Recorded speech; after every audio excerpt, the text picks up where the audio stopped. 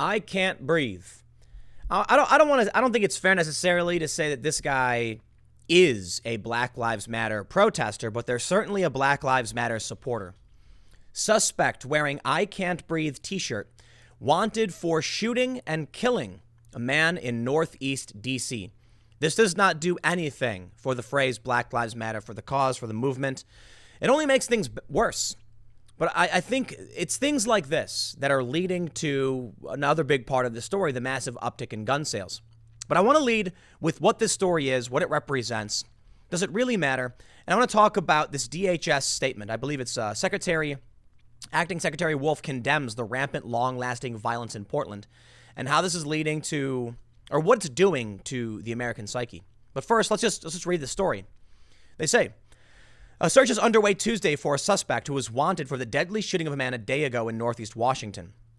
Photos released by investigators show a suspect wearing a mask and an I can't breathe t-shirt with black pants and holding a gun. Officers responded to the report of a shooting Monday in the 3900 block of Clay Place. Police found 27-year-old Senquia Whitley suffering from gunshot wounds. Whitley died at the scene of the shooting and was transported to the office of the chief medical examiner. Metropolitan Police are asking anyone with information on this shooting to call, and then they have, more information. Here's the photo. Obviously, there are a lot of people who are going to share this around, and they're going to go a little bit more hyperbolic than I would with it. Maybe that's not the right word, but they're going to be yelling like, "This is it. This is Black Lives Matter" and stuff. It's certainly a supporter. It certainly is. It doesn't look good, and I think that says something to what people think when they protest, what they really care about. And perhaps there are many people, I'm not going to pretend to know how many, who don't actually care about what the cause is supposed to represent. They care about the power they gain from it. This is an individual who, for whatever reason, just wanted to kill somebody. And he's probably got a dumb reason. I don't think there's ever a good reason to kill somebody. But it shows you that this isn't just a movement of people who are out there demanding justice. There's exploiters. And you have to make sure you call them out. That's basically why I want to do this. Not as an overt, hard condemnation to try and play some stupid game where I'm like, aha, that proves it. No, it's to say, I'm not going to let this one slide, all right? You want to have your protest movement. You want to fight for a good cause. I get it. That's okay. Now, I think there's a lot of people who are trying to squeeze their way in and push some strange ideologies, and they've essentially co-opted Black Lives Matter. That's for sure. But I'm not going to let this one slide. I'm going to make sure you call out the bad, the bad people, and not give an excuse to anybody. You got to call it out. And I'm going to call it out too in Portland. Acting Secretary Wolf condemns the rampant, long-lasting violence in Portland. What is this? 47 straight days. There's a video I just watched. It's incredible. Officer Jackson, I believe, he might be a more higher-ranking officer than that. But there's a Portland police officer, a black man, and he's talking about how crazy it is. He has this young woman come up to him, and she's black, and she's asking him what he thinks. And she says, "Why don't you talk to us?" And he's like, every time I try to talk, a white person comes up and shuts us down. And right when he says it, a white woman comes up and gets in the way and starts yelling.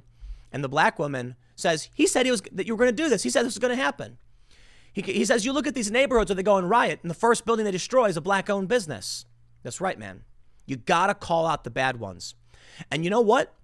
I think too many people in high-ranking, high-profile positions within the Black Lives Matter movement won't call it out because they don't want to draw attention to the negative things that are happening because of their cause. Well, you cannot do that, man. You got to call it out. Check this out. Secretary Wolf says, the city of Portland has been under siege for 47 straight days by a violent mob while local political leaders refuse to restore order to protect the city. Each night, lawless anarchists destroy and desecrate property, including the federal courthouse, and attack the brave law enforcement officers protecting it.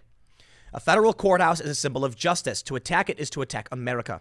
Instead of addressing violent criminals in their communities, local and state leaders are instead focusing on placing blame on law enforcement and requesting fewer officers in their community. This failed response has only emboldened the violent mob as it escalates violence day after day. And how does that help the cause? It doesn't. And why won't local leaders do anything about it? Because they don't care. That's why I talk about this stuff. The siege can end if state and local officials decide to take appropriate action instead of refusing to enforce the law. DHS will not abdicate its solemn duty to protect federal facilities and those within them. Again, I reiterate, The department's offer to assist local and state leaders to bring an end to the violence perpetrated by anarchists. Below is a snapshot of the lawless destruction and violence of the past several weeks. The Department of Homeland Security and its subcomponents of Immigration and Customs Enforcement, Customs and Border Protection, and the Federal Protective Service have faced. This, I can't even read you this stuff. This is insane. You need to call this out. Don't protect it. Don't defend it.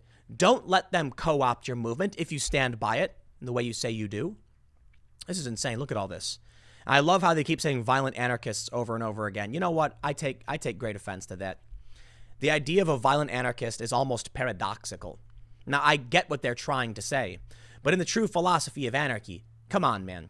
Right-wing anarchists, ANCAPs, libertarian types, they have the non-aggression principle. They're not going to get violent with you. Maybe in self-defense, you can argue that it's only as a response. Left-wing anarchists, in the truest sense, are hippies living on a farm with their buddies or in a commune in an abandoned building or something. These people are violent authoritarians. That's the difference. I don't care if you want to call them commies or whatever. What they're doing is authoritarianism. They have banded together to subject other people to their will through force. You can't get more authoritarian than that. That's literally what they're asserting their authority over you with violence. Call it out. So stop calling them anarchists, but you can see that the DHS is demanding these local leaders do something they won't. And again, I'm going to throw it back to this story right here. That's literally why I just opened with this. I can't breathe. Call this man out. Tell him to take off your shirt. Tell him you don't want this. I'm willing to bet none of the high-profile Black Lives Matter supporters would say something about it. I routinely talk about free speech for the left as much as I do for maybe not as much as I do for the right, because the stories on the right are substantially more common. Right-wing people tend to get censored way more than the left does. But I get frustrated whenever I see these people say, we're the free speech warriors to defend us as we condemn Israel. And I'm like, right here, got no problem. Hey, your free speech should not be violated for everybody. And I'll tell you what happens now. For now, the fourth or, whatever straight month, record numbers of Americans try to buy guns. Buyers and gun store owners cite the coronavirus pandemic, George Floyd's killing, and efforts to defund the police. This is what you get. You know why guns are flying off the shelves? Because these people don't believe that you're in it for justice. I'm sorry, they don't. Now, the coronavirus pandemic, I get. People are like, hey, man, lawlessness and chaos is entirely possible when a pandemic hits. But when it comes to Black Lives Matter, do people think that you are a noble cause seeking to bring justice to save lives? This is your proof that the answer is no. Now, of course, we had the Economist YouGov poll. We had several other polls showing that that most people view all lives matter positively, and most people view all lives matter less. Well, I shouldn't say a plurality of people. I'll just give you the hard numbers. It's like 40-something% say Black Lives Matter is positive, and 53% say all lives matter is positive. The reason I want to say most people view it as negative because it's mostly neutral. It is. But these are the numbers you get. The people who view all lives matter positively should tell you something. That your echo chamber on social media for your activism is not America. America are the people rushing to gun stores in liberal districts and liberal jurisdictions to buy guns. Because when they see Black Lives Matter, they see riots. When they see a person going out in the street wearing I can't breathe the gun killing somebody, they see people who don't actually care about true justice. They see stories about people like David Dorn, a retired police, I believe, a captain who was shot and killed over some TVs because he was responding to a call about looting at his buddy's pawn shop. Those are the stories they see. So long as the Black Lives Matter people don't outright condemn this level of violence, Portland, for instance, you're going to get people who don't trust you. And that's unfortunate. While I certainly think critical race theory is bad, I think the critical gender theory stuff is all bad as well. I think it's fine if you want to exercise your First Amendment rights. And hey, if you speak up and you win, there you go. That's how democracy works, right? If people don't want to speak up and speak out against this, then so be it. The problem now, though, is the violence. If they're not going to call it out, do I just assume they support it? Perhaps. I don't think it's entirely fair to say they do. But I think we've seen enough violence to recognize they'll at least ignore it or respect a diversity of tactics, as they would tell me all those years ago, but during Occupy Wall Street.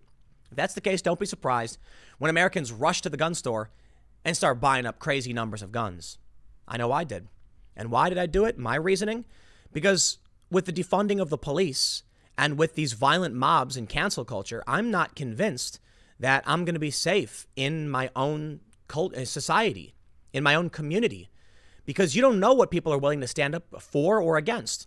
If a dude's going to walk out with a gun wearing an I Can't Breathe shirt and shoot somebody, you think that I'm going to assume that if a violent mob shows up at my house, you're going to defend me because it's just? No, you're not. You're going to say, I don't know who that guy is. Don't bother me. I'm going to keep my head down and let them do their thing. The people who are going out and buying weapons are doing it because they recognize that for 47 straight days, Portland has been under siege. And the news doesn't cover it, but these people recognize what's happening. Why aren't the leaders of Black Lives Matter coming out right now and condemning this, saying it's time for people in Portland to go home? Because they either don't care or they don't want to look bad, I guess. Well, they look worse because of it. I'm not going to blame them for the violence, but I'm going to say you got to at least speak up against it. Otherwise, Americans will lose faith. They won't believe in your cause. And you know what? I guess, hey, if that's what your cause is, maybe it's a good thing. But whatever. You get the point. I'll leave it there. I got a couple more segments in a few minutes. Stick around, and I will see you all shortly.